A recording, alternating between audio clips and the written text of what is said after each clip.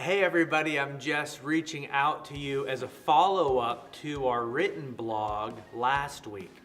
Last week was Valentine's Day, and so we challenged you as mom and dad to incorporate a few questions into all of the excitement that your kids would experience leading up to Valentine's Day. So how did that go? Here's how it went at our house. We had this great dinner planned. We invited one of our friends over to the house. We wanted the dinner to be very proper. We're trying to teach our kids some manners and etiquette. And it was. They did a fantastic job. They weren't chewing with their mouths open. They weren't reaching across the table. It was really cool to see them do that and interact with our friend over dinner. The excitement happened, gifts, chocolate, all the cool stuff about Valentine's Day. We made boxes and wrote our Valentines out. And we were also able to have a great conversation with our children about where love comes from and what's our standard for love. How do we know what love is? And so we were able to engage at the table over that. And just like it always does, a little bit of a fail. We were gonna get our kids some dessert, some chocolate that was on the counter, and we found an empty bag. What we found out is that one of our dogs decided to eat the entire bag of dark chocolate. So we had this beautiful moment in time to reflect on God's love and what it looks like through His Son Jesus and the sacrifice that was made on the cross. And we were able to cherish that moment.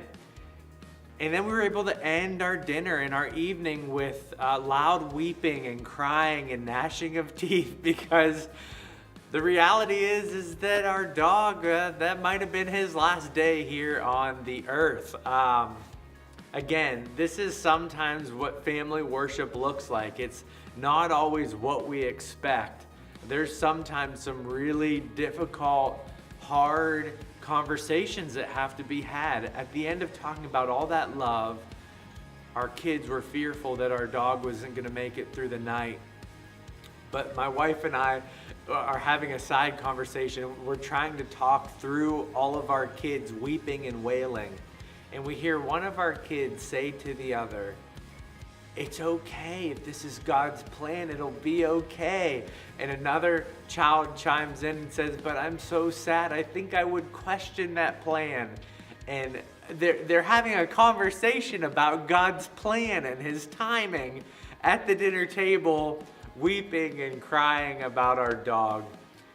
These are the moments that God has given to us. They're not perfect moments, but they're moments to declare the gospel and to celebrate what God's doing and how He's at work. I'm praying for you this week. If you were able to do the challenge last week and incorporate some discussion about God's love in your home, that's awesome. Keep moving forward. If you weren't able to, this is a new week. It's a new day.